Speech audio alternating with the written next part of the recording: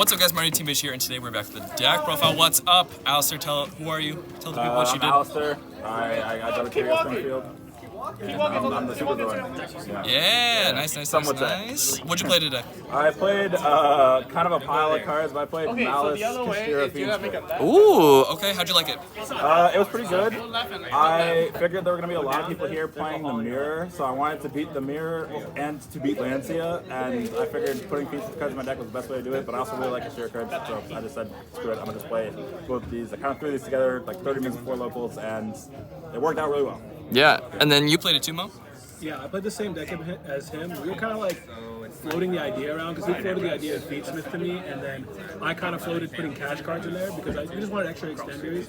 We figured that we could like kind of gas our way through a lot of matchups, so it was like pretty good. There's like a few card differences between our lists. Sure. Okay. Any shout outs before we get into it? Shout out Mo. We have the deck a little bit, like 30 minutes before locals. We spent a night thinking about it. Shout out that one dude who topped the Birmingham Open. He was kind of the one who gave me the idea for a lot of choices in this deck, and yeah. Nice. All right, let's get into it. All right, so Maliss cards, 3 Dormouse, 3 White Rabbits, pretty standard. 2 Cat. I didn't really want to play the third one. Didn't really have the space. Maliss Thoughtscaper. I drew this card a couple times. It actually ended up working out a couple times because I turned this and the Bestial into Bood, and it was really funny. That's really funny. 3 Undergrounds. The 4th Underground. That also becomes a different card. Sark. 2 Allure.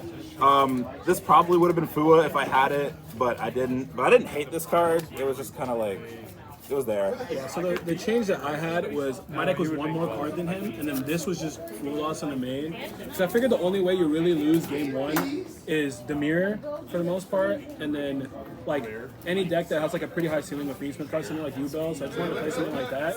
The only other consideration with this lineup is we thought a lot about this being set rotation, but we just figured that like if the mirror is super popular and then people are still playing Kashtira cards, it was kind of awkward to give them one of the field spells. Yeah, sure. If they go Race Officer Fenrir, I have to start thinking a lot more, and I don't want to do that. Yeah, it makes sense. It also made it that like if we did do that and we had like that was the only way to play post side, you would have to SP their field spell, which kind of turns off some of your lines because like generally you want to SP your own card. Yeah, that's really Yeah, makes sense. And the 3 traps, their engine requirements. You don't need to play more than 1 TB11. This card is a brick. Did you side this out going second all day? No, I kept it. I kept it in too. I've been hearing a lot of people say they would side it. And the only reason why is because a lot of times in the mirror, especially if they have like Bestials and a lot of like kind of layered interaction, you generally don't kill people in the mirror. Yeah. You need So to you grind just kind of game. want as much Yeah. like interaction as possible when you pass back to them. I also just want as many ways to dodge interaction on my cards as possible. And like this is like, even if it's not like the greatest, it's still decent enough. Like if you open Cat plus this, you can go like, if they imperm you, you chain this, and you search a Dormouse, and then you banish the Dormouse that you search and draw 2 cards, and it's like super free. Yeah. So I like this card going second. Sure. And then my guy, Unigoat. Let me see that extra. One of the Mr. Pocket Checker himself. We got 1 Fenrir. He's good in the mirror. If you hit White Binder with this, you win the game.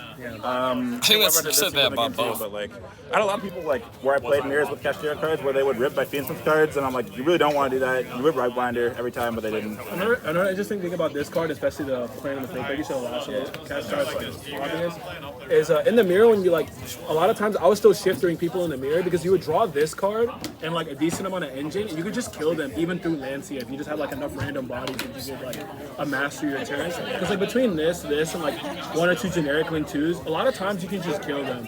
And then we wanted to keep the bees as like thin as possible because this was the only way that you had to like play going first. And obviously you have Terra for like another copy of this.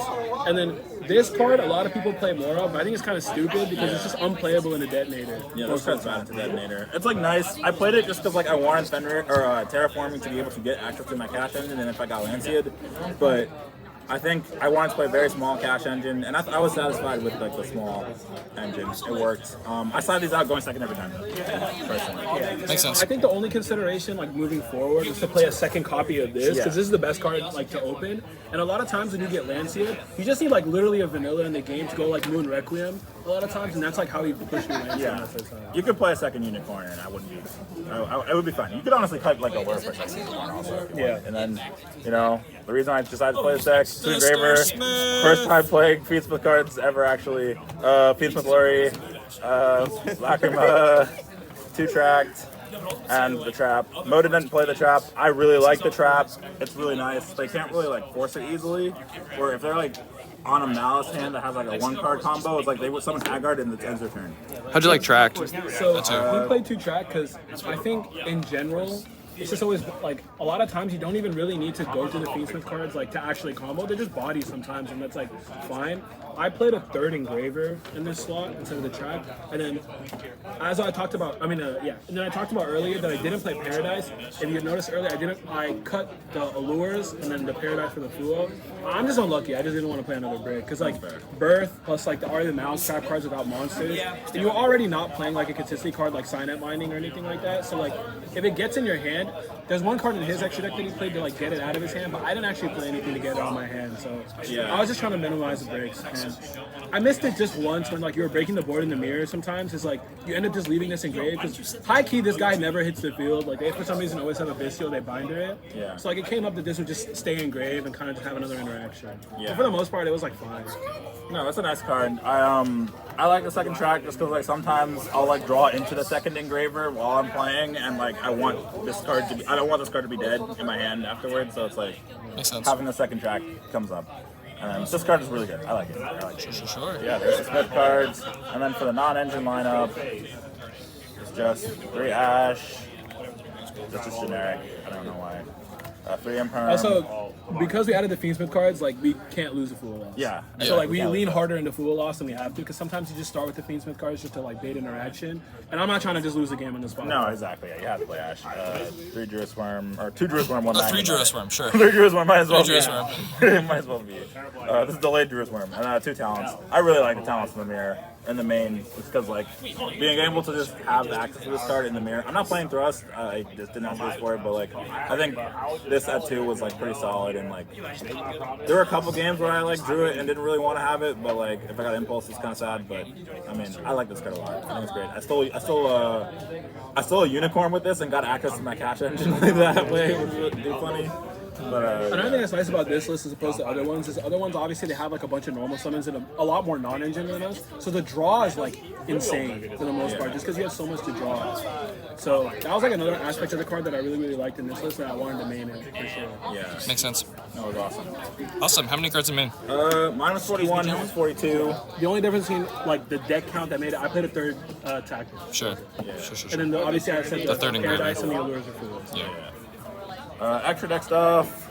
Red Ransom, White Binder, Card Scriptor, the 3 Malice Links. I kind of wanted to play a second one of White Binder, but I didn't really have the space, and I honestly, like, nobody ever ripped this card for some reason, so. In our normal combo, we were always like ending on this. Like if we don't open Fiendsmith cards, it was like fine. Like I didn't really miss Terahertz like ever. No. And it was just end on this, and like you still have a decent amount of other interaction. And we played another card in our extra deck that was like worth ending on. Yeah, and then, like, Terahertz only ever came up whenever I was playing, I played a lot of Striker Malice and a lot of, like, Kashtira Malice, but without the Fiendsmith cards, and Terahertz only ever came up against specifically Tenpai, and I feel like my Tenpai matchup was, like, decent enough that, like, if they don't Godhead me, I'm usually fine.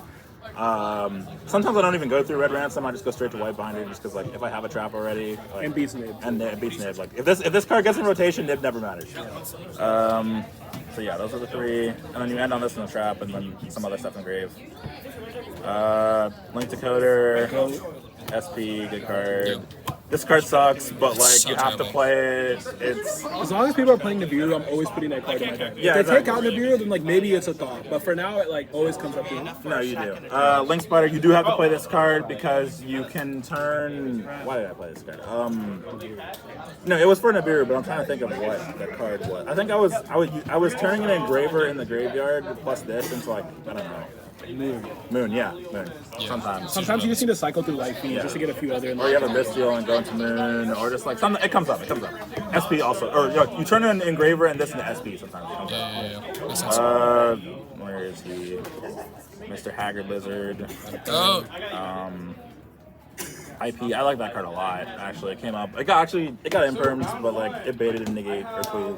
Usually. This is a lot of times, like even when we were getting Lancia, like it was generally just like this plus Fiendsmith cards, and like that was just like fine enough because they're like that's still enough that like into 5 cards and maybe another hand trap that like we still have some non-engine back, and then we signed a little bit more like, you know, cards that we can play going first and second. That like it was generally fine. In the full combo, a lot of times I was just ending on like this. I was just like completely disrespecting mid and just ending on this. And a lot of times it was just like completely fine. This card's a little bit awkward into the mirror, obviously, because like IP into SP you can't do it on the normal summon. But like sometimes if you're like if they're going like field spell, like you can just like or if they banish a name somehow and have to summon it back, then like IP into SP just eat them alive usually. And then as long as like you can keep that deck like in the mirror, that you can just keep them off of Link 3, it's generally fine. Like the effects on field just don't really accomplish much without that. Yeah, usually. So this card's like fine. You just kind of have to be smart about how you use it. Access code, obviously. These were the cards that were kind of weird, where we like were kind of debating on it. I think you can cut Nightmare Phoenix. The idea was that I saw it in the Birmingham, or not the Birmingham, the German Open list that like he was having trouble like forcing sets, so he played this, and it also gets paired. That's how you can. You beat me with the Typhon. Yeah, the Nightmare Phoenix is like. You could definitely cut this. Mo played Firewall on his extra deck, and like that's probably an option. I think a lot of times too, it was coming into the mirror because like we boarded into a lot of hand traps. A lot of times you would play going second, and like I said in the mirror, it's just like so hard to actually go for AK a lot of times if their combo resolves. So a lot of times what I was just doing is I was just like Firewall, and I was just bouncing my hand traps. Yeah. So like I had a game I bounced like an Ash Blossom in the mirror, and like I knew he was on striker card, so like that checks up scenario. And then I drew into an Imperm like as I was comboing. So I had like Ash Imperm plus like the normal board, so I was fine. And then there was other times too, I was grinding, and I would use the Firewall to put back extra deck cards, which also came up too. Instead of the Typhon, I played. What did I play? Instead of the Firewall, I played Firewall. No, I did not play Linger. Play Griffin. No, I did not play Griffin. Well, regardless, I played a card instead of Typhon, and it was infinitely worse than Typhon. Yeah, I think Typhon's crazy. Yeah, against. Yeah, when Alistair and I played, he went Towns, took my like last guy, and then Typhon bounced You a like nib do token. lock yourself out of it sometimes, but there's a flow. Against Ryzeal, this card is like crazy, obviously. Oh, I played Dark. Oh, you played. Oh, I played yeah. Dark, and it came up once just to crash and search a name. That's like literally it. Yeah, makes sense. It's just like very whatever. You know, like there's sometimes where you get like either weird grinding game styles where Typhon just like wins you the game on the spot. But I think you play this card, I probably cut this though. And then the Fiendsmith engine, very small, but Requiem, Sequence, Moon, Desiree. There was a thought to make these two cards Necroquip and Caesar. Yeah. But realistically, like I don't respect Nib. I don't respect Nib either. And like a lot of times you're getting Nib and it was just like flat out irrelevant. Yeah. As long as you can get to the trap cards and like you can get to like at least one Link monster, you're drawing enough cards too, like especially post side that like your board was fine enough. And like they were never keeping like the Nib body anyway, so it's not like a normal situation where they get to keep the body. Sure. So it was like fine. Makes sense. Yeah. These cards are broken, obviously. You have to play these three. Desiree is also nice. I don't usually summon Desiree unless I get Lancia. Sometimes you do. It's just This the is usually Paradise it's just the and, Paradise, yeah. But yeah. sometimes you summon it. Yeah, makes sense. Alright. Nice. I would play Paradise after playing the deck. I think the brick is worth it. It's worth it. But annoying. I was just spooked today and we wanted to try like slightly different lists just to see what came up. Would y'all keep it going second? No. It depends on the matchup. Sometimes Yeah. you do, but That's what I figured. I think after I've figured out my siding patterns, I probably won't. Just 'cause, I think in the pure Ryzeal, where the matchup's like a little bit slower and they're less explosive, you would have a thought about it because like you're gonna resolve more of your cards oftentimes than not. But I think into like higher ceiling decks, I wouldn't even. No, risk it. yeah, no. Sometimes you have to side it out. Yeah, that makes sense. And then side deck, Was the exact same by the way. favorite card, 3 Shifter! It conflicts with the Fiendsmith cards, but there are some Bozo decks that I really just need to see like this card to blow out. Like Yeah. I don't know, I didn't want somebody to normal summon Neptibus and me have like Bystials in my deck. And So like U-Bell too. Like you just U-Bell wanted a card too. just to like take out the Fiendsmith cards because they're never resolving. Let's be real. Yeah. In that kind of matchup, so you just wanted a card to just say like turn my brain off, activate it, matchup easy. exactly. I only sided it in like once. I didn't even see it. I had a thought to side this in against the mirror when I was playing against the striker version, just because like it just puts them at one less body a lot of times, and like after that, like if they're not getting to like a Widow Anchor set or anything like that, and they're just like setting up the normal board through Shifter, you have so much engine that like you're generally fine. You can just grind it out with them. It's like okay. I'd probably keep it, but it could be something else. 3 Nib, I sided this in every time going second. I started in going first too because we played. You'll see later we played cross out, so I kept I kept wanting it. I kept wanting going first, and then a lot of times I even had the thought that this was better than like Imperm in the mirror. And I think it's like really hard to go for a game a lot of times. If, like you have this in hand. The only thought is if I saw them play Impulse, I was a little bit scared to activate this thing first. Yeah. Because I figured that if they don't Impulse the GWC and something happens to it, they could just use it on this and then they get good value. Yeah. 3 Lancia, it's a mirror card. Generals are even decided out. Obviously, no. Fuck this card. Fuck this card. I actually won a lot of games with this resolved because the Fiendsmith card's in my deck. My last round, we had gotten to a grind game where he had passed on Cryptor and the only card in his hand was Lancia, and I had 2 Bystials, and I just like full comboed into like Fiendsmith cards. Chad, I threw my Lancia Alistair. I literally threw. People usually use this card too early. Yeah, and you're like, okay, me, I'm people. 2 things. 2 Eclipse. Horizio, and for going first, if you get Lancia, that's also kind of nice.